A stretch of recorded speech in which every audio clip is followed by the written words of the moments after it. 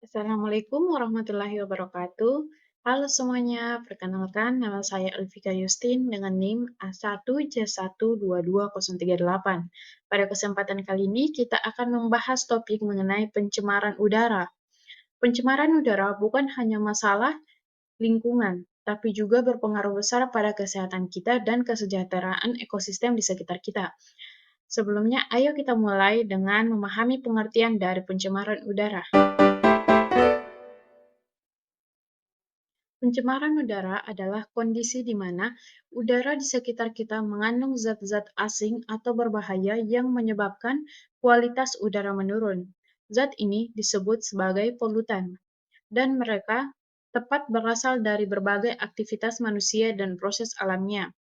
Ketika polutan ini melebihi ambang batas yang bisa diterima oleh lingkungan dan makhluk hidup, terjadilah yang namanya pencemaran udara. Ada banyak contoh pencemaran udara yang mungkin sering kita lihat sehari-hari, misalnya asap kendaraan bermotor yang mengeluarkan gas berbahaya, yang mengeluarkan gas seperti karbon monoksida, CO2, dan NO2. Kemudian ada asap dari pabrik dan industri yang melepaskan partikel debu dan gas kimia ke udara. Jangan lupa juga bahwa pembakaran sampah di lingkungan kita yang seringkali menghasilkan asap itu adalah salah satu yang dapat mencemari udara kita.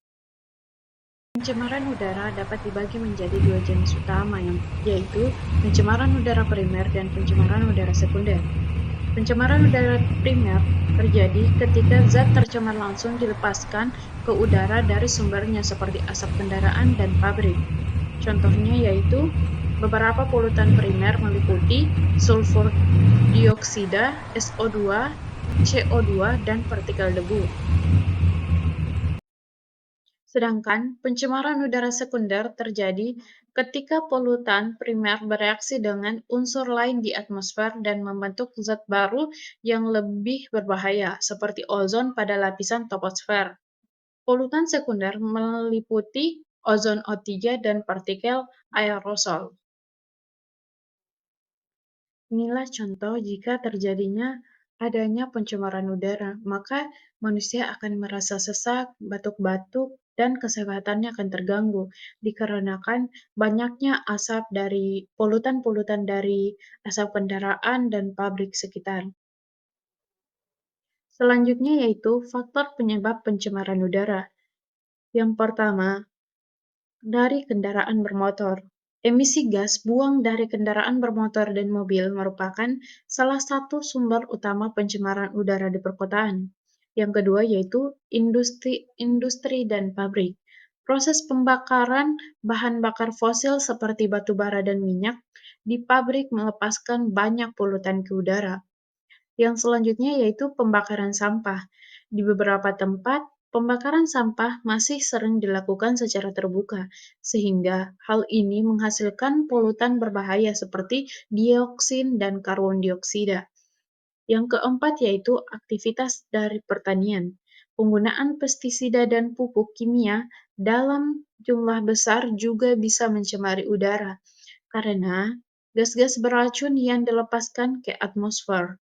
Yang kelima yaitu dari proses alamiah, gunung berapi dan kebakaran hutan juga bisa menjadi penyebab pencemaran udara meskipun ini merupakan faktor alamiah.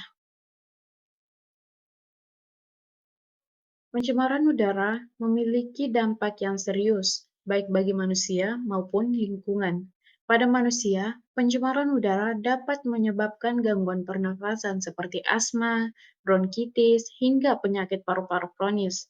Selain itu, beberapa polutan seperti nitrogen dioksida dan sulfur dioksida dapat mengiritasi mata, kulit, dan saluran pernafasan.